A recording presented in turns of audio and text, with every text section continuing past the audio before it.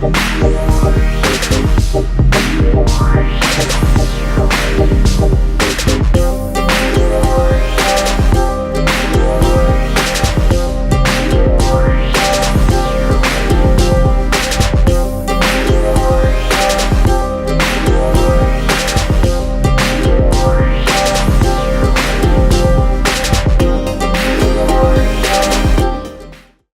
we are, the last 3 episodes of RWBY Volume 6. There is a lot to talk about, so let's not waste any time. Episode 11, The Lady in the Shoe, opens with Cordovan fighting the gang. She's like, I'm the high leader, blah blah blah, you little roaches won't defeat me, blah blah blah, value your queen, blah blah blah.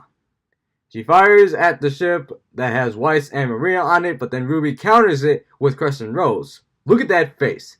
That is a warning. Do not mess with a schnee that belongs to a rose. Cordovan then shoots a missile at Ruby, but Weiss gets down in time to block it. So everybody starts hitting the Transformer from many different angles, but the robot activates shields, and now everybody needs to find where it is being activated. Cordovan tries to shoot at Ruby and Weiss while Crow flies around in his animal form, then lands on the Transformer while trying to find its source of power. The Transformer shoots at Ruby and Weiss, but they get out of the way as they fly on Weiss's bug summon. Ruby leaps off and stuns the giant robot for a second.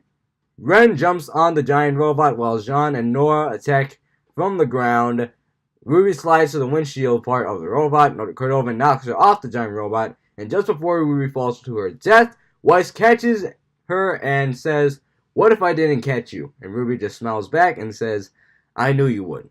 Oh snap, guys. White Rose confirmed. Ren joins Crow on the back of the robot and finds the shield and tried to destroy it. Okay, whoever made this didn't even try to hide it. As Ren and Crow shoot at the activator, Cordovan's screens start to static while Nora shoots at her, screaming, and I can't believe they went with this, and says, "You get back here with my man." Oh snap, guys. Ren Nora confirmed. Ruby and Weiss catch up to Ren and Crow and gets on the ice bug. Look at the way Ruby holds her. There is definitely something going on here. Cordovan has had enough. It fires at the group, knocking them back at the cliff. Ruby tries to use her semblance to latch on, but falls, but uses Crescent Rose to stop her from falling. Maria and Oscar try to help and fires a missile at Cordovan, but the robot catches it and throws it back at them, causing the ship to rattle. My god, this woman is crazy! Meanwhile, back in the woods, Blake and Adam are fighting, and Blake is trying to flee, but only to lure Adam into a surprise attack. Tired of chasing, Adam fires his weapon at Blake and causes her to crash. Blake tries to escape, losing her coat as well. She tries to shoot at him, but Adam blocks it, and the two end up near a waterfall. The two clash again. Adam is shouting out stuff that I can care less about. Blah, blah, blah, you're selfish, you should behave, blah, blah, blah. All while he keeps attacking her. He uses his semblance to finally break her sword in half. He then says, "People hurt me. Long before we met. All sorts of people in all sorts of ways. But no one hurt me quite like you." He then takes off his blindfold to reveal, "Oh my god, oh my god, oh my god, oh my god, oh my god, oh my god, oh my god!" Now, if you look closely, it says SDC on Adam's eye, meaning Schnee Dust Company. And as I said, they have a history with the Faunus and the White Fang. And looking at Adam, he looks like he has been through hell. And I'm not gonna lie, you guys, I actually felt really, really bad for him. For like a second. As Adam is talking, Blake hears Yang heading her way. Adam tries to stab Blake, but uses her semblance to disappear. She says, "I'm not alone." And in a moment I will never get tired of watching, Yang launches her motorcycle at Adam, knocking him back. I never get tired of it. Yang stands across from Adam, the same man who traumatized her for half of the series. The two have an amazing fight scene. Blake tells Yang that her and Adam's semblance are exactly the same. Adam takes control and knocks Yang back next to Blake. Adam realizes the chemistry that the two have and tries to kill Yang in front of Blake, only for Yang to block it. Yang tells Adam to just back off. Adam says, Do you really believe that? Or are you just trying to scare me away so you won't have to die trying to protect her? Yang tries to attack him again, but in one of the most touching moments in the series, Blake grabs Yang's hand and says, "She's not protecting me, and I'm not protecting her. We're protecting each other." Oh snap, guys, Bumblebee confirmed. Okay, so 2 things about the closing moments of this episode. 1, when I was doing research about this episode, I found out that the fight scene between Blake and Yang and Adam, was originally planned for the episode to when Yang lost her arm. Why they didn't go with that in the first place, I have no idea, but hey, better late than never. And to what Blake says, when she said, "She's not protecting me, I'm not protecting her, we're protecting each other," what that really means is that they want to prove that they can do it on their own, but they still care about each other. Meaning that they want to stand out on their own. They want to tell that they can do anything by themselves, but deeply inside, still needing each other. Making the connection between the two even more deep. Episode 12, Seeing Red, aka the episode where the Bumblebee shippers lost their minds. Opens with the Argus base watching the fight from the monitor, cheering on Cordovan, obviously. In the middle of the fight, Oscar sees Ruby hanging on the cliff. She manages to make her way up the cliff. As she gets up, Oscar says that he has finally found her weakness. Basically, the cylinder on the robot's cannon doesn't lock in, and they plan to destroy the cannon from inside. Ruby hops on to the ship, while everybody hopes that she will succeed. Maria then gets on the robot's radio and says, "Hey Cordo, I've got 1 missile left and I know exactly where I'm going to stick it." Hooray for dirty jokes. As Ruby tries to shoot the cannon, Cordovan notices her and locks the cannon back in, deflecting the attack. Cordovan fires at the ship again, and the impact causes Maria's eyes to go crazy and shut down. Oscar tries to land the ship safely, but they crash right into the woods. Okay, it's official. Cordovan deserves the award for most murderous elderly ever. Ruby has now had enough. As Maria tries to fix her eyes, she approaches the robot face to face. Crow is trying everything to stop her from possibly killing herself, but Ruby looks back at him, determined as ever, and says, "You need to trust me." It's at this point, Ruby is starting to remind Crow of Summer. Now everybody knows the whole story. Team Stark, which consisted of Summer, Tai Yang, Yang's father, Raven, Yang's mother, and Crow. And it's at this point where Crow himself is starting to see Summer in Ruby. And I think he's being too overprotective because he doesn't want her to end up like Summer. Ruby stands up to Cordovan. Cordovan tells Ruby to surrender, but when Ruby, defiant as ever, shouts no. She basically tells her, "We did this because you gave us no choice. Now let us through." Cordovan ignores her and aims the cannon right at her. So let me break down this entire situation. Caroline Cordovan, who has an entire base to control, is fighting a bunch of teenagers and 2 adults while trying to stop them to completing their mission to go to Atlas while using the only device that is capable of stopping any Grimm. Yep, pretty much sums it up. As the cannon is firing up in a move that was either brave or stupid, Ruby jumps into the cannon.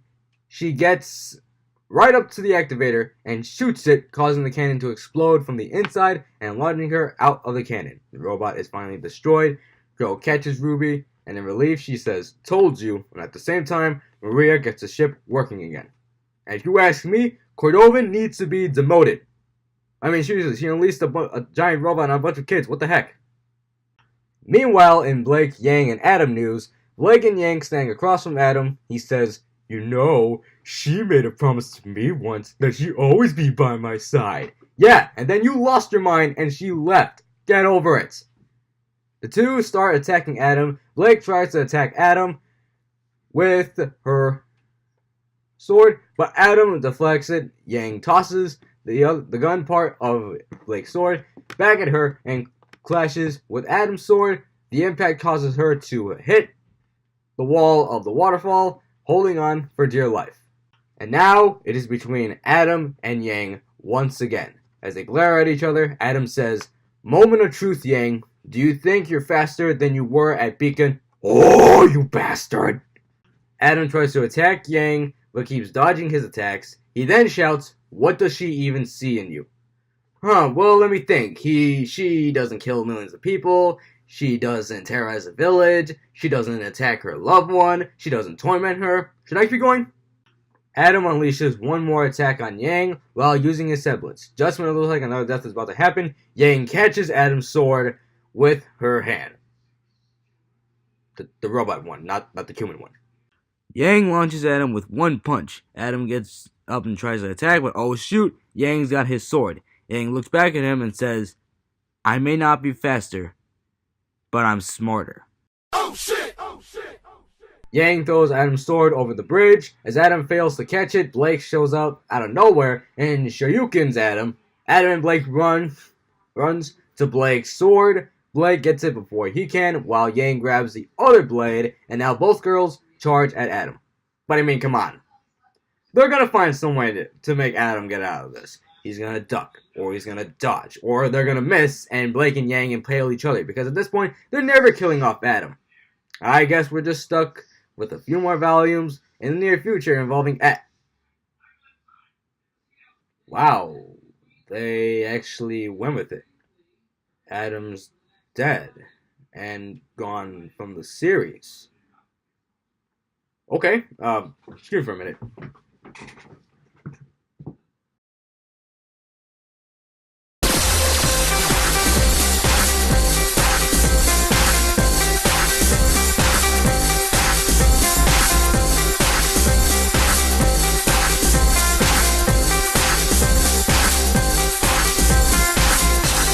Finally, after asking for it for so long, Adam Taurus is officially dead.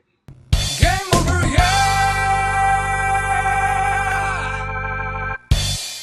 Finally, after getting rid of the one toxic chemical in her life, Blake breaks down in tears of happiness. Or sadness. Probably both. Yang goes to comfort her and the two embrace. Blake says while still crying, "I'm not gonna break my promise. I swear." Yang pulls her closer, touches her forehead, and says, "I know you won't." Alright, I'll admit, I thought they were going to kiss at this part. We then cut to the battle between Cordovan and the group.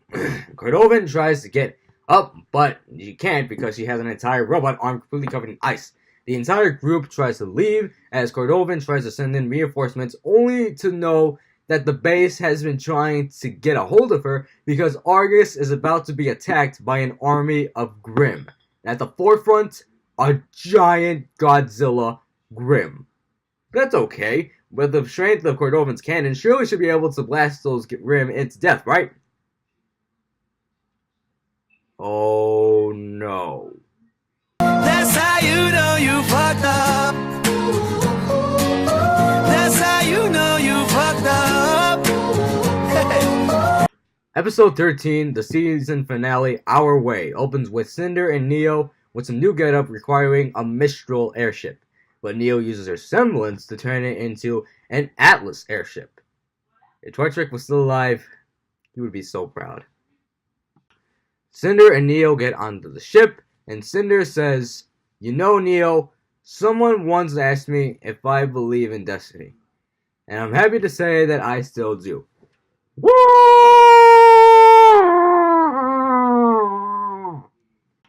As back at the Argus base, the base is battling the entire Grimm army. As the Leviathan approaches the city, they shoot at it, but then the Leviathan dives under. Yang and Blake catches up with the group, and then they notice you know what? I'm just gonna call it the Godzilla Grimm. They notice the Godzilla Grimm, and Weiss says, "We just ruined the only thing capable of stopping it." And I think we know who really is at fault here. Adam, obviously. If it weren't for him costing Blake her mission to destroy the cell tower, then the Argus base would have never found out that the ship was stolen, and Cordovan wouldn't have to bring out the only thing capable of destroying the Godzilla Grimm. So in conclusion, Adam is the reason this fight started, and now he's dead. The group gets onto the ship as Ruby looks at Cordovan, who is screaming, "This is your fault." No it's not. It's yours for bringing that thing out instead of using it for emergencies only, like this one. This is on you, lady. On the ship, Blake is starting to think that this is all her fault, but Ruby and Yang comfort her as they smile at each other in support for their friend. Did you see that look that Yang gave? They definitely did something after they killed Adam. Maria says that they have a clear shot to Atlas if they leave now, but the group says no and decide to fight the Godzilla Grimm. Whoa, wait. Was Maria actually thinking about letting those people to die? Isn't she supposed to be a symbol of good or something? The Godzilla Grimm then resurfaces, but then it hits the shield that the base have already put up, but then the Godzilla Grimm uses its fire beam to tear through the shield. All the ships are about to evacuate, but then Ruby gets on the radio and says that she can weaken it for them to attack it. Oh yeah, we about to see some Silver Eyes action. The base says, Manta 5-1, your ship is currently flagged as hostile. You will receive no support. Screw you, dude. Ren and John use their auras to protect the ship until the Godzilla Grimm charges its breath again. The ship moves out of the way, and now they think of a different plan. Nora and Yang fire at the Godzilla Grimm as Ruby rides Weiss's ice bug up to the GG. Ruby starts to activate her Silver Eyes as she starts to remember the good times. It's rewind time, y'all. But then she starts to remember the bad times as she fails to activate her eyes. The Godzilla Grimm starts to blast Ruby, but then Ruby yells Jin's name and time freezes. Jin appears behind Ruby and Ruby tells her that she needed a little bit more time. Jin says she'll allow it, but won't come out again unless they have a question for her. So then Ruby starts to remember the good times again and... Wait a minute. That woman looks familiar. I think we've seen her before. Is that... Oh my god, it is! Ultimate die-hard fan moment. Yes, they finally shown Summer, Ruby's mom, as their eyes start to fade into one. That was the perfect motivation for Ruby to activate her Silver Eyes and turn the Leviathan into stone. Only for the Leviathan to break through the stone, but Cordovan uses the business arm of the robot to drill the Leviathan into oblivion. I don't feel so good. Ruby and Cordovan look at each other after they just put themselves to the limit, and Cordovan lets Ruby and the gang go with the ship. There you go, Cordovan, never said a bad thing about you. Now the gang is finally on their way to Atlas. Crow and Maria have, I'd say, a passing of the torch conversation. Blake and Yang smile at Adam's death, and Ruby says not only did she do something cool, but Oscar successfully crash-landed a ship by himself. Oscar says that Ozpin helped him land the ship, and I think Ozpin is the last name they would want to hear right now. But Oscar says it only means that he's looking out for them. Crow says they have finally arrived at Atlas, but it turns out the Atlas base are planning for an attack. Then a voice appears on the radio and says, Manta 5-1, welcome home.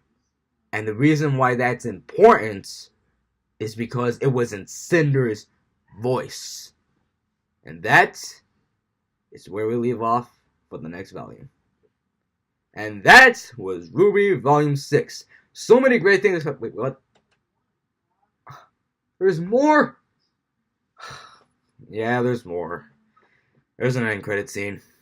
In Salem's castle, Emerald finds Mercury looking on in horror as he sees Salem creating another army of Grimm. This time, they're monkeys, the gorillas, with wings, which is an homage to the flying monkeys in The Wizard of Oz. As Emerald and Mercury look on terrified, Hazel appears and says, there's an old saying, if you want something done right, you gotta do it yourself. And if you ask me, I think this all plays out together. Okay, sure, we don't know the timestamp when Salem created the Monkey Grimm, or if Salem arrived on Atlas the same time Neo and Cinder did, and they decided to converge. But I think this is all blended together. Cinder and Neo are on their way to Atlas to destroy Ruby and the group for good, and Salem is on her way to the surface world to destroy Ozpin for good. Coincidence? I think not! Thank God it is over. And that was RWBY Volume 6. We've seen a reminiscent of the past, new characters introduced, a connection between two characters that is now very deep, a well paid off death, and one of the best character developments for a main protagonist ever. Was it a crazy volume? Yes. Was it a bad volume? No, it was not. To be honest, if I go back and do my every volume of RWBY rank from worst to best video, I put this above Volume 3, which was number 1. And I think that's why this volume was so good to me, because there was so much stuff in Volume 3 that was revisited in Volume 6. Neo, Pura, Adam and Yang, Ruby Silver Eyes, stuff that we thought would may have never been revisited on, but was revisited in Volume 6. So, it's time to break down the entire volume from order, starting with Maria. Maria, she needs to be a prominent part of the series. They cannot have her fade off in the distance, or possibly kill her off. No, you cannot kill off Maria. Please do not. And they also should do the same thing with Crow and Winter. Touch on the history between her and Cordovan. See what actually reunited the feud between them. Now, Ozpin. Like I keep saying, Oscar is innocent. He's in a battle that's not his. The way they kept the secret from Ozpin and Salem and the whole Gods and Grimm and the whole love story between them was really good. But I think it was really timed badly because they put Ozpin in Oscar's body. So it feels like the group is getting mad at Oscar. And that's not how it should go. Like I said, Oscar is an innocent victim in a battle that's not even his. Sure, I keep saying that in this entire volume, but it's true. The thing about Neo, they need to have Neo kill off Cinder.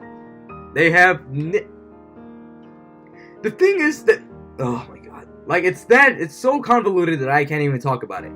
Neo is a really popular character for RWBY. There's no doubt about it. She is one of the most popular characters in RWBY so far. And the fact that they are having her be another henchman for Cinder is just bad.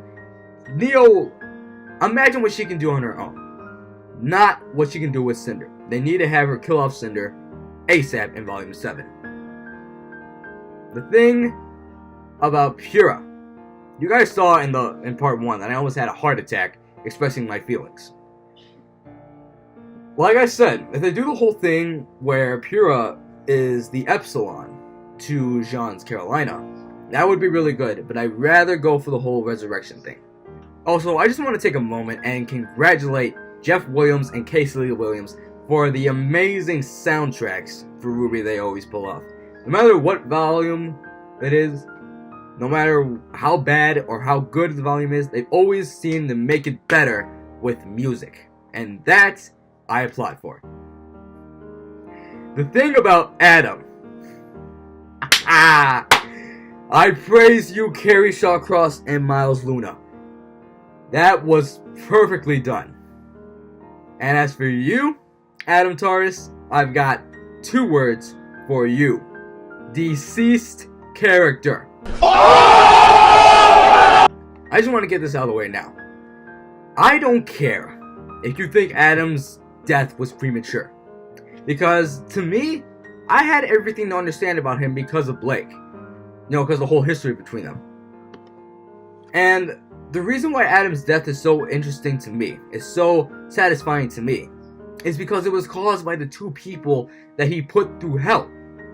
Let me ask you this. If you had someone in your life who you hated, who tormented you, and haunted you, and ruined your life, and even attacked your loved one, and if you had someone, and if you saw someone in your life cause a life-traumatizing event in your life that gave you post-traumatic stress disorder for the rest of your life, wouldn't you want to kill that person? That's exactly what happened with Blake and Yang. They got rid of the person who caused them hell, who put them through so much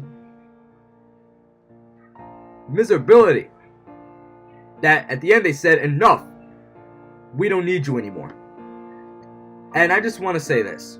Adam's death was not another way of boosting up the Bumblebee ship. And I'm not defending Bumblebee because I think two girls kissing is hot. No. I'm defending it because the dynamic relationship between Blake and Yang is so fragile that if one roadblock gets in the way, it can ruin everything. And Adam was that roadblock, and they got rid of it. We don't have to worry about him causing harm to anybody else again, or we don't have to get sad every time Blake and Yang have another conversation, because now we can all be glad that he's finally dead. It's wasted potential. Shut up!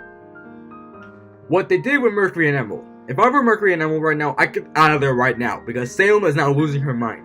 And it can also be really timed, because at the same time, Neo can turn on Cinder, and at the same time, Mercury and Emerald can turn on Salem, and the three can converge again.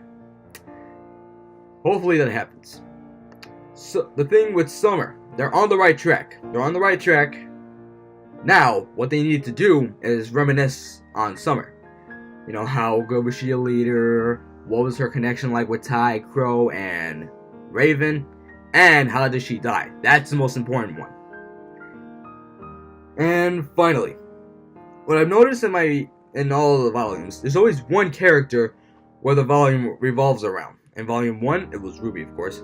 Volume 2, it was Blake. Volume 3, it was Pyrrha. Volume 4, it was Ren. Volume 5, it was Yang. And in this volume, coming back again, it was Ruby. They did an amazing job with Ruby in this volume. They didn't, sure, there was some essence of her typical good girl persona, but they actually made her more rebellious and defiant in this volume. And I think a big part of that was the Silver Eyes. They did an amazing job touching on the Silver Eyes. Exactly as what they did with her was so great. When she found out how to use the Silver Eyes, she became a great protagonist. And I think the reason why she was acting so defiant and rebellious is because she had a mission. And you never let anybody get in the way of the mission. And that's what Ruby was showing. She wasn't going to let anybody stop her goal to getting the Atlas. Not Ozpin, not the Apathy, and not Cardovan. So, what has Ruby Volume 6 taught us? They have taught us that don't lie to the people who care about you. Don't feel like you're alone when your friends are all dead. Never let anybody get in the way of your goals. Never let anybody tell you who you are. And payback is so sweet. Like candy. Volume 7 is now in the works, but now comes the best, greatest thing to happen after the main series. Ruby Chibi, the only time Rooster Teeth actually makes his fans happy. What? Not funny enough for you? Not corny enough for you? Alright, would you rather watch a 1-hour video about me ranting about Pyrrha's death? I didn't think so. Well, everybody, that was the full recap of Ruby Volume 6. What did you guys think of the volume? What is your thoughts on the volume? Let me know in the comments below. Be sure to slap a like on the video, click the bell, click the subscribe button, and share whatever you want. I will see you all in the next video.